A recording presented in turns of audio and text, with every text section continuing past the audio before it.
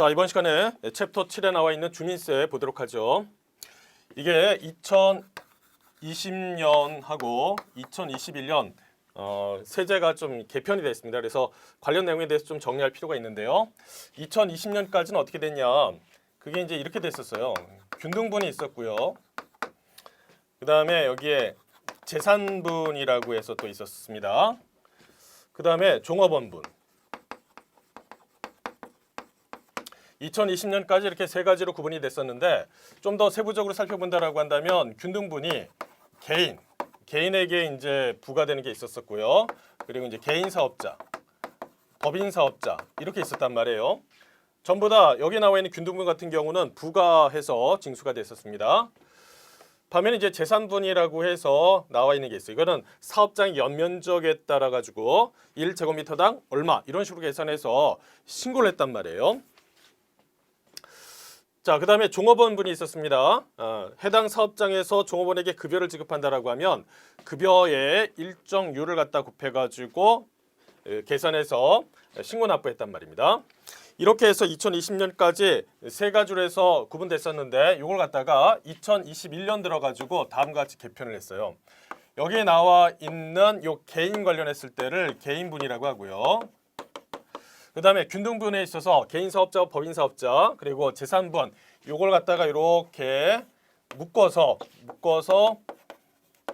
사업소 분이라고 해가지고 분류를 해놨고요. 그 다음에 종업원분은 종업원 분이라고 해서 이렇게 세 가지로 개편을 했습니다. 그래서 여기 나와 있는 이렇게 세 가지로 해서 개편된 내용이 각각 어떤 식으로 해서 이제 서술이 됐는지 관련 내용에 대해서 한번 살펴보도록 하겠습니다. 일단 교재를 보시면 용어에 대한 정의가 나와 있어요. 첫 번째 보시면은 개인분이라고 돼 있지 않습니까? 지방자치단체에 주소를 둔 개인에 대해서 부과하는 주민세다라고 돼 있어요. 그러니까 이거는 보통 이제 어떻게 부과되냐면 세대가 이렇게 구성이 돼 있다라고 했을 때 뭐 아버지, 그 다음에 여기 어머니, 자녀 이런 형태라고 했다라고 하면 아버지에게 이게 부과가 된다라고 생각하시면 됩니다. 세대 단위로 해서 세대주에게 부과가 되고 있어요. 보면. 그 다음에 두 번째 나와 있는 사업소분이라고 되어 있지 않습니까?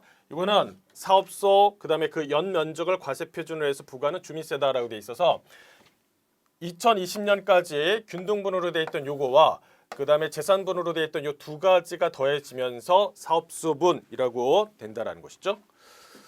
그 다음에 세 번째 보시면 종업원분이라고 되어 있는데 사업소 종업원의 급여 총액을 과세표준으로 해서 부과하는 주민세를 말한다라고 되어 있어요. 그렇다면 과연 종업원 관련했을 때 급여를 지급한다라고 했을 때 이 급여 총액이라는 개념이 어떻게 되느냐라는 거죠. 그거에 따라서 세액에 영향을 미치기 때문에 약간 중요한 의미를 갖고 있습니다.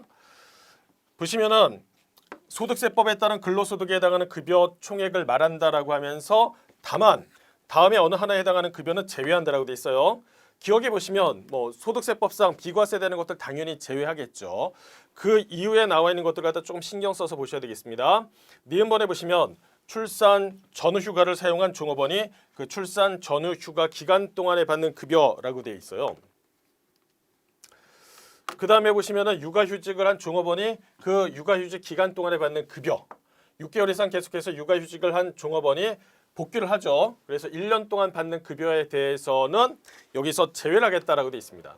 따라서 여기에 나와 있는 내용 갖다 살펴보시면은 먼저 소득세법에 따른 비과세는 이해가 되죠. 그러면 그 이후에 나와 있는 니은, 디귿, 리을 관련했을 때는 어떤 내용이냐? 사실상 어떤 출산을 갖다가 장려하는 차원에서 지급된 내용에 대해서는 여기서 말하는 급여 총액에 포함시키지 않겠다. 이렇게 내용을 갖다가 이해해 주시면 좋겠습니다.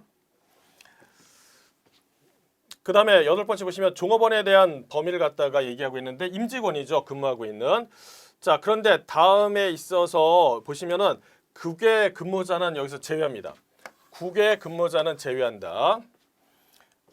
니은번에 보시면 현역 복무 등의 사유로 인해서 해당 사업성에서 일정 기간 사실상 근무하지 않더라도 급여를 지급하는 경우가 있습니다. 그러니까 어떤 사업장 같은 경우는요.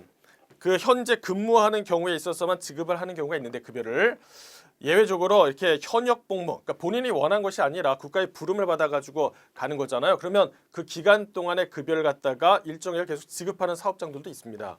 그런 경우다라고 한다면 그 종업원에게 지급한 급여를 갖다가 여기에 급여 총액에 포함시킬 것이냐라는 건데 여기서 포함시킨다는 얘기예요. 종업원으로 본다라는 것은 포함한다는 얘기예요.